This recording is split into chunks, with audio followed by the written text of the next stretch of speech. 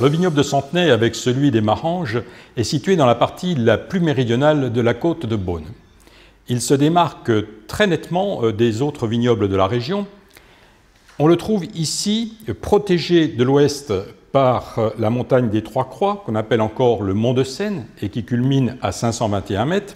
Ce vignoble monte allègrement sur le versant jusqu'à une altitude de 450 mètres, qui est une altitude record pour une appellation village de Bourgogne. Ici, le relief est marqué par des failles, de nombreuses failles, mais aussi des zones d'effondrement de cette couche calcaire qui est venue heurter le socle granitique que l'on peut encore apercevoir à Decize-les-Maranges. La base du versant est constituée de calcaire oolithique. Oolithique signifie forme d'œuf de poisson, ce sont des petits grains que l'on voit dans le calcaire, et qui sont assez voisins de ces calcaires oolithiques blancs que l'on retrouve en Côte de Nuit, et tout particulièrement dans la région de Gevrey-Chambertin.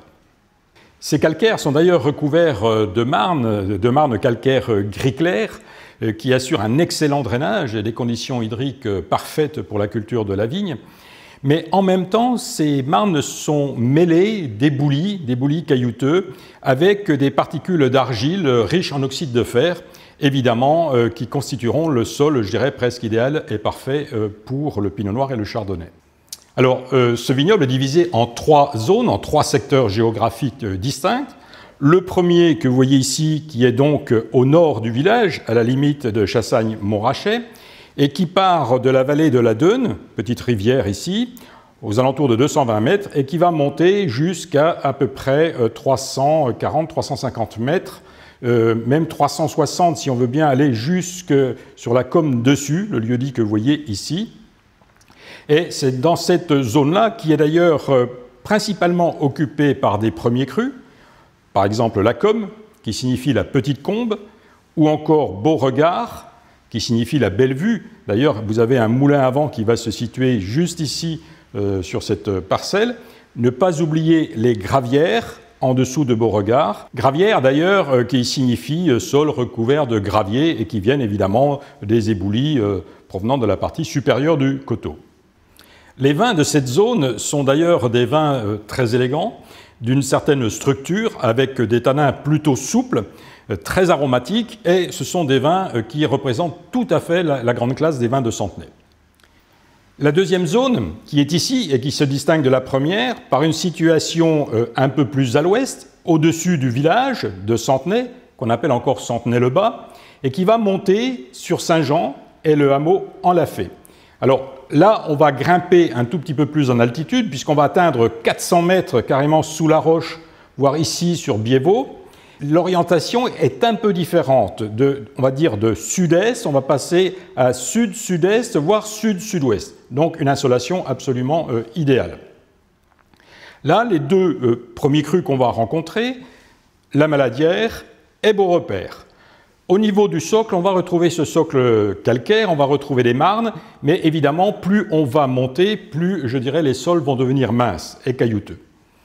Les vins de cette zone se trouvent sur des sols un petit peu plus minces. Ils vont donc exprimer une très grande finesse. Ils sont très aromatiques et ce sont des vins de très belle classe. Quant au troisième secteur, celui qui se trouve dans la partie la plus méridionale, à la limite du vignoble des Maranges, il se trouve dans une zone extrêmement faillée, ce qui va donner évidemment des caractéristiques tout à fait particulières. Les sols seront un petit peu plus argileux, plus épais. Les vins qui en proviennent de cette région, à savoir les premiers crus comme les Fourneaux, le Grand Clos Rousseau ou le Petit Clos Rousseau, sont des vins structurés, assez puissants, avec une très belle trame tannique.